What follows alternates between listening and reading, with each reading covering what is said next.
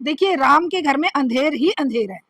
राम के घर में मंदिरों में रेप नहीं हो रहे हैं। राम के नाम पर क्या लूट नहीं हो रही है। राम के नाम पर क्या मर्डर नहीं हो रहे हैं कि बोलो बोलो जय श्री राम, पकड़ के मार नहीं रहे हैं। तो ये क्या रोशनी है? ये अंधेरा ही तो है। राम के नाम पर अंधेर ही अंधेर है। कभी रहा होगा सतयुग में, किसने देखा? कहानियां ही पढ़ी हैं, रामायण या महाभारत या गीता या दूसरे दूसरे ग्रंथों में ही लिखा है। किसी ने जाके तो नहीं देखा। केवल ये देखा है कि हाँ, वो सामंती युग था, राजा महाराजाओं का टाइम था। एक राजा राम भी थे, एक राजा रावण भी थे, एक राजा दशरथ भी थे, एक राजा कंस और ये भी थे। तो एक सामंती युग था। वो सामंती नहीं देंगे किसी के। कोई घर में काम वाली है तो उसके जहाँ पे अगर 2000 बनते होंगे तो उसको 1500 देने की कोशिश करेंगी। कोई मजदूर फैक्ट्री में काम कर रहा है तो उसकी दिहाड़ी काट के, उसकी छुट्टियों के पैसे काट के उसको उसको मतलब घुटनों पे ला देंगे, उसको भुखमरी की कगार पे ला देंगे। लेकिन राम के मंदिर में चांदी की ईंटें चढ़ाएंगे। इस देश के समाज का बहुत बुरा पतन हो चुका है। जय भीम, मैं मेवालाल और आप देख रहे हैं बहुजन समय।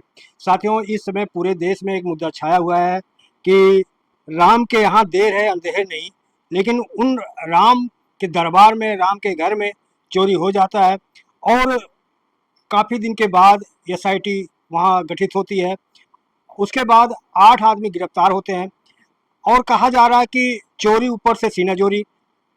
एक तरफ कहा जा रहा है कि ये पूरे हिंदुओं को मामला है, हिंदू का चंदा है तो हिंदू चोरी करे, कुछ भी करे, बाकी लोगों का क्या इसमें रोल है। तो इन सब के उत्तर जानने के लिए मैं हमारे साथ सोशल एक्टिविस्ट शारदा दीक्षित हैं। पूर्व में वो प्रिंसिपल रही है, काफ़ी वो समाज में अच्छी उनकी पकड़ है। तो आज उनसे समझने के लिए आखिर आया हूँ, आखिर ये जो समाज में, देश में चल रहा है मामला, इसको कैसे देखती हैं, आज उनसे मैं समझने की कोशिश करता हूँ। मैडम, सबसे पहले आपको जय भीम। बहुत बहुत धन्यवाद आपका। जी अब बात। मैडम, मेरा हाँ। सवाल आपसे यही है कि कहा जाता है मैडम कि राम के यहाँ देर है अंधेर नहीं, लेकिन उनके दरबार में चोरी हो जाता है, लेकिन वो चोर पकड़े नहीं जाते अगर सीसीटीवी कैमरा नहीं लगता है। तो क्या है राम का अस्तित्व? देखिए, राम अपने आप में एक शब्द है। और राम की महत्ता, अगर सचमुच में ये जो तथाकथित राम भक्त अपने आप में बनते हैं, तो राम की महत्ता उनके एक आदर्श और मर्यादा पुरुषोत्तम के रूप में थी। ना उन्हें धन चाहिए था। वो तो एक लंगोटी पहन के, एक धोती और कमली लेके वनवास में चले गए थे। ये उनके नाम पर सत्ता हथियाने के लिए और उनके नाम पर धन बटोरने के लिए मिसयूज करते हैं उनके नाम का। राम का महत्ता इनके लिए केवल एक धंधा है। राम का नाम इनके लिए धंधा बन गया है।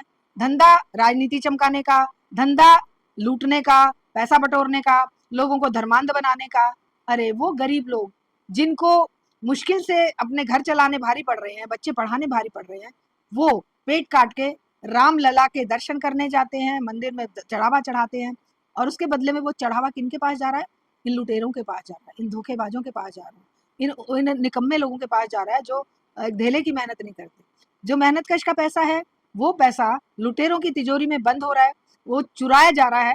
और चुराते समय वो जो भगवान, ये जिसको कहते हैं कि जो राम को लाए हैं हम उनको लाएंगे, जो पूरा एक नारा दिया गया था, ये राम को लाए थे लूट मचाने के लिए, सत्ता की सीढ़ियां चुनाव जीतने के लिए, और उसके बाद उनके नाम पर जनता को गुमराह करने के लिए, अंधता में डुबोने के लिए, धर्मांध बनाने के लिए।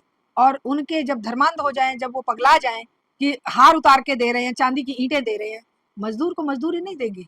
किसी के कोई घर में काम वाली है तो उसके जहाँ पे अगर 2000 बनते होंगे तो उसको 1500 देने की कोशिश करेंगी। कोई मजदूर फैक्ट्री में काम कर रहा है तो उसकी दिहाड़ी काट के, उसकी छुट्टियों के पैसे काट के उसको उसको मतलब घुटनों पे ला देंगे, उसको भुखमरी की कगार पे ला देंगे। लेकिन राम के मंदिर में चांदी की ईंटें चढ़ाएंगे। इस देश के समाज का बहुत बुरा पतन हो चुका है। यहाँ पर मानवता आहें भर रही है, मानवता आज पूंजी के नीचे दबकर कराह रही है। मैडम, आपसे सवाल लूँगा इसी बात पे। मैं आपसे ये जानना चाह रहा हूँ कि जैसे कहा जाए कि राम के घर में देर है अंधेर नहीं, तो ये क्या जो चोरी हो रहा है तो कलयुग आ गया है इसलिए चोरी हो रहा है? पहले सतयुग में चोरी नहीं होता था? देखिए, राम के घर में अंधेर ही अंधेर है। राम के घर में मंदिरों में रेप नहीं हो रहे हैं। राम के नाम पर क्या लूट नहीं हो रही है। राम के नाम पर क्या मर्डर नहीं हो रहे हैं कि बोलो बोलो जय श्री राम, पकड़ के मार नहीं रहे हैं। तो ये क्या रोशनी है? ये अंधेरा ही तो है। राम के नाम पर अंधेर ही अंधेर है। कभी रहा होगा सतयुग में, किसने देखा? कहानियां ही पढ़ी हैं, रामायण या महाभारत या गीता या दूसरे दूसरे ग्रंथों में ही लिखा है। किसी ने जाके तो नहीं देखा। केवल ये देखा है कि हाँ वो सामंती युग था, राजा महाराजाओं का टाइम था। एक राजा राम भी थे, एक राजा रावण भी थे, एक राजा दशरथ भी थे, एक राजा कंस और ये भी थे। तो एक सामंती युग था। उस सामंती युग में नहीं, कुछ ये कह मूल्य रहा है थे। कलयुग है इसलिए चोरी हो रहा मैं है। वही बता रही हूँ ना, कलयुग सतयुग का तो हम नहीं जानते, केवल किताबों में और केवल धर्म ग्रंथों में कहानियां पढ़ी हैं। वो कौन सा युग था? सामंती युग था। अगर वैज्ञानिक और राजनीतिक और ऐतिहासिक दृष्टि से देखें तो वो कौन सा युग था? वो सामंती युग था। सामंतवादी व्यवस्था थी, राजा सर्वे सर्वा होता था। तो उस समय राम सर्वे सर्वा थे, कहीं पर रावण सर्वे सर्वा थे। जब इनके आपस में युद्ध होते थे तो कहानियां बन जाती थी।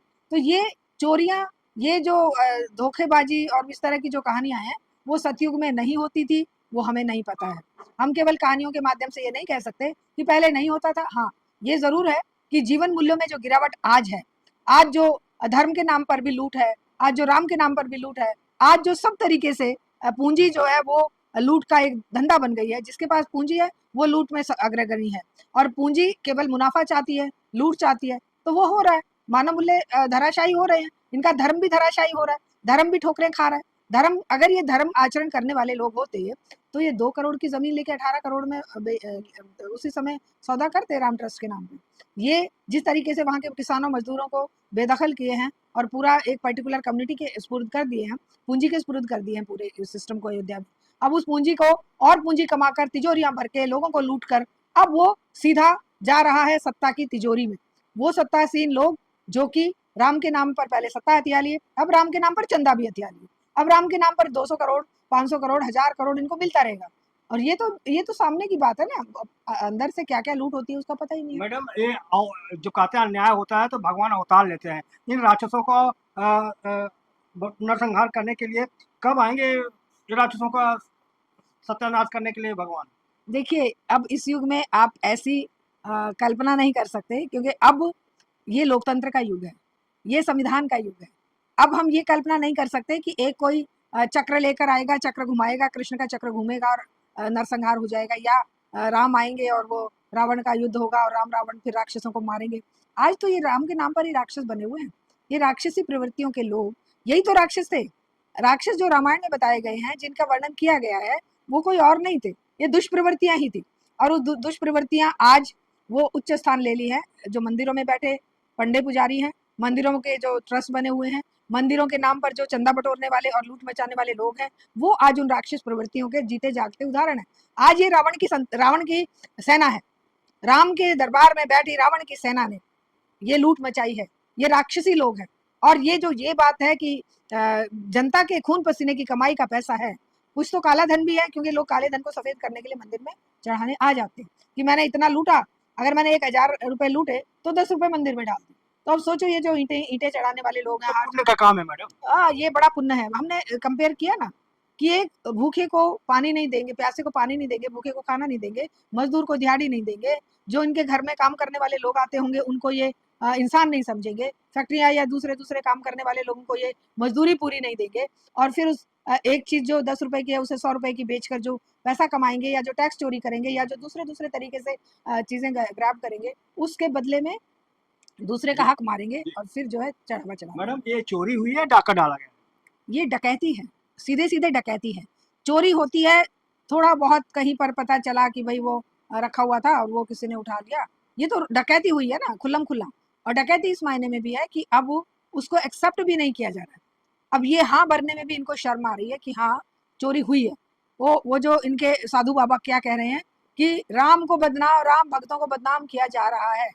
बताइए, मतलब तुम बदनामी के काम करोगे, तुम चोरी करोगे, डाके डालोगे, और तुम्हें कोई कहे भी ना, कहने वाला ही दोषी बता दोगे। आज तो यही हो रहा है ना, बीजेपी के आने के बाद से रूलिंग डिस्पेंसेशन ने एक वो पकड़ लिया है नुस्खा कि जो तुम पर दोष लगाए उसी को कटघरे में खड़ा कर दो। तुम कुकर्म करो, पाप करो, चोरी करो, डाके डालो, विधायक एमएलए खरीदो, एमपी खरीदो, दूसरी सरकारों को गिराओ, वोट चोरी करो, नीट पेपर लीक करो, लेकिन तुम सबसे महान हो और बोलने वाले बेकार। मैडम, ये जो आरोपी पकड़े गए हैं उसमें से एक ऐसा चोर आया सामने, आरोपी कहा जा रहा है कि उसके पास तिजोरी नहीं था, इतना गरीब था कि गोबर में 10 लाख छुपा कर रखा था। हाँ, तो ये तो छोटे छोटे टिप, मतलब टिप ऑफ आइसबर्ग है। ये बेचारे तो पकड़े गए हैं, लेकिन जो करोड़ों करोड़ रुपया ऊपर पहुंच गया है उसके लिए कोई पूछ रहा है? इनको तो इसलिए पकड़ के दिखाया जा रहा है ना कि भाई ये चोर है, असल में ये चोर नहीं है। जिसके यहाँ तिजोरी नहीं है वो अगर एक 50 लाख 20 लाख 30 लाख या 1 करोड़ चुरा भी लिया, ये तो 200 करोड़ है भाई, और उससे भी ज्यादा है।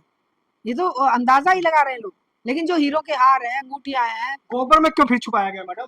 इसीलिए कि जो आप कह रहे हैं कि तिजोरी नहीं थी, और वो इतना बेचारा अनभिज्ञ है, मूर्ख है कि उसे ये नहीं पता है। उसे ये पता है कि बैंक लेके जाएगा तो तेरे को पूछेंगे कहाँ से लाए, तो इसलिए छुपा दिया। और ये तो बहुत ही लो लेवल का बंदा रहा होगा ना, जिसे गोबर में नोट छुपाने की जरूरत आन पड़ी। मैडम जो 8 लोग गिरफ्तार हुए हैं, क्या यही मुख्य इसके मेन है या इसके पीछे और भी इसमें लोग हैं? ये तो सेल्फ प्रूव्ड है कि इतने से लोग नहीं हो सकते।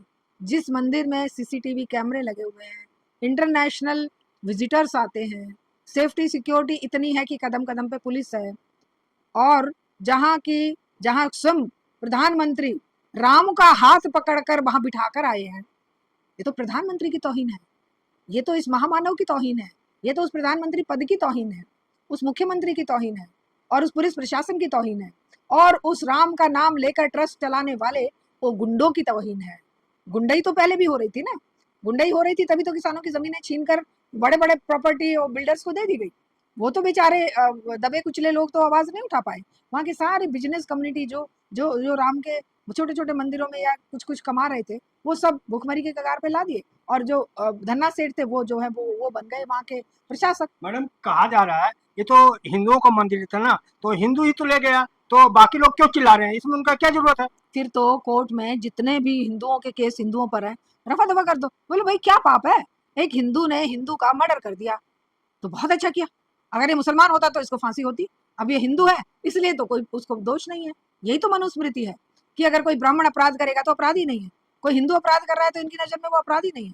तो फिर इस पूरे देश पर किसी हिंदू से बम गिरवा दो, एक बार में कलेश खत्म हो जाएगा, और बोलेंगे भाई हिंदू ने बम गिरा है, कोई उसको दोष नहीं चाहता है ना। हिंदू हिंदू पुलिस है, हिंदू प्रशासक है, हिंदू पूरे मंदिर के ट्रस्टी हैं हिंदू, तो लूट लो देश को। मैडम एक बाबा का आया है, वो कह रहे हैं कि जो 8 में गिरफ्तार हुए हैं तो 2 इसमें शूद्र हैं और बाकी पंडित है, तो वो शूद्र को फांसी दे दो, बाकी को 6 साल का सजा दे दो। यही यही मनुवाद है, मनुस्मृति में यही तो लिखा है। अलग अलग अपराध के लिए अलग अलग सजा, नहीं अलग अलग जाति को एक अपराध के लिए अलग अलग सजा। तो यही तो डेमोक्रेसी में क्या हुआ है कि एक अपराध की सजा ब्राह्मण को, दलित को, राष्ट्रपति को, प्रधानमंत्री को बराबर मिलेगी, बल्कि जो उच्च पद पे है या उच्च जाति का है उसको ज्यादा मिलेगी। क्यों? क्योंकि वो पढ़ा लिखा है, क्योंकि उसके पास दौलत है, क्योंकि वो संपन्न है। कोई गरीबी में आकर कोई कोई अगर गरीब, दलित, आदिवासी कोई अपराध करता है तो उसकी मजबूरी है। क्यों? क्योंकि उसको तुमने उस स्थिति में लाकर छोड़ा है कि अगर उसके बच्चे भूखे मर रहे हैं तो अगर वो कहीं से रोटी चुरा के या अनाज चुरा के कुछ उनको खिला देता है तो वो अपराध की श्रेणी में नहीं आना चाहिए। लेकिन अगर कोई भरे पूरे पेट वाला, और अगर कोई तिजोरी भरने के लिए मंदिर की संपदा चुराता है, वो भी उन श्रद्धालुओं की श्रद्धा का कत्ल करते हुए, श्रद्धालुओं की श्रद्धा को नेस्तनाबूद करते हुए, तो वो सबसे बड़ा अपराधी है। मैडम जिस तरह से बयानबाजी हो रहा है, इसको क्या कहेंगे? चोरी ऊपर से सीनाजोरी। बिल्कुल। अरे चोरी और मर्डर और रेप ये लोग मानते कहाँ हैं? सरकारों को गिराना, वोट को चुराना, और अलग अलग तरीके से चुनाव में धांधली करना, अलग अलग तरीके से, चाहे एसआईआर के नाम पे, ईवीएम के नाम पे, या किसी स्पेशल उस पे नाम पे। अभी तो जो इनके मन में आता है कि अब नागरिकता के सबूत ही खत्म कर दिए, उसको भी, पासपोर्ट को भी नागरिकता का सबूत नहीं मान रहे। इनके मन में जो आता है करते हैं। ये चोरी करके भी चोर नहीं है, और दूसरे लोग जो बेचारे कुछ भी नहीं किए उनको चोरी के नाम पे आदिवासियों को 6-6, 10-10 साल की सजा हो जा रही है, वो जेलों में पड़े हैं। हमें दरअसल समझाएं, हिंदू कौन है? क्या जो बीजेपी का सपोर्टर है वही हिंदू है? बाकी जो हिंदू, मुस्लिम, सिख, ईसाई, जैन की बात करें वो हिंदू नहीं है? देखिए पहली बात, ये हिंदू शब्द ही भ्रामक है। हिंदू नाम का कोई धर्म नहीं है, ब्राह्मणिकल धर्म है जो सनातन के नाम पर सदियों से हमारी किताबों में और उनमें लिखा हुआ है। हिंदू शब्द तो आया है जब 7वीं 8वीं शताब्दी में, जब बाहर से लोग आए और सिंधु को हिंद बोल के उसके किनारे रहने वाले लोगों को हिंदू कहा गया। आज इस शब्द को पकड़कर ये अपने आप को गौरवान्वित महसूस कर रहे हैं, तो शर्म आनी चाहिए। हम हिंदू हैं ये बात कोई मायने नहीं रखती, हम इंसान हैं ये बात मायने रखती है। क्योंकि ये इनका हिंदू कौन है? जो ऊंची कास्ट का है, जो पैसे वाला है, और जो आरएसएस का कच्छा पहन के या बीजेपी का झंडा लेके जय श्री राम के नारे लगा के दूसरे पे अटैक कर दे रहा है, इनके लिए वो हिंदू है। ऐसे हिंदू हम नहीं है। हम हिंदू उस शब्द से ही हम अपने आप को अलग करते हैं, क्योंकि हम एक इंसान है, और इंसान किसी भी धर्म, किसी भी जाति, किसी मजहब, किसी भी कास्ट, किसी कहीं का भी हो, किसी भी रीजन का हो, किसी भी रंग का हो, वो सर्वश्रेष्ठ एक प्राणी है जो इस प्रकृति में जानवरों में सबसे, क्योंकि हम भी जानवर की कैटेगरी के हैं ना, हम होमो सेपियंस है, तो हम औरों से ज्यादा विवेकशील हैं, और जानवरों के पास विवेक बुद्धि नहीं है, इंसान के पास है। इसीलिए उसने घर बनाए, इसीलिए उसने प्रगति की, इसीलिए वो इतने सारे पाप भी कर रहा है। जानवर तो नहीं करता ना इस तरह के पाप। आपको बहुत बहुत धन्यवाद, आपने समय दिया। तो साथियों, आप देख सकते हैं किस तरह से शारदा दीक्षित मैडम थे, अपनी बात इन्होंने रखा, और हमारा प्रयास कैसा रहा, मैं आप लोगों को हकीकत समझने के लिए आपके सामने मैडम से बात किया। और कैसी रही बातचीत प्रतिक्रिया में जो बताया, और क्या आप सोचते हैं। सर, आप लोगों से निवेदन है कि आप पूरा वीडियो देखेंगे तभी आपको हकीकत पता लगेगा। आपका सोच के अलावा ये वीडियो काफ़ी आपको महत्वपूर्ण मिलेगा। और अगर आप हमारे चैनल पर नए हैं तो हमारे चैनल को सब्सक्राइब करें, लाइक करें, कमेंट करें। मैं मेवालाल, बहुजन समाज, दिल्ली।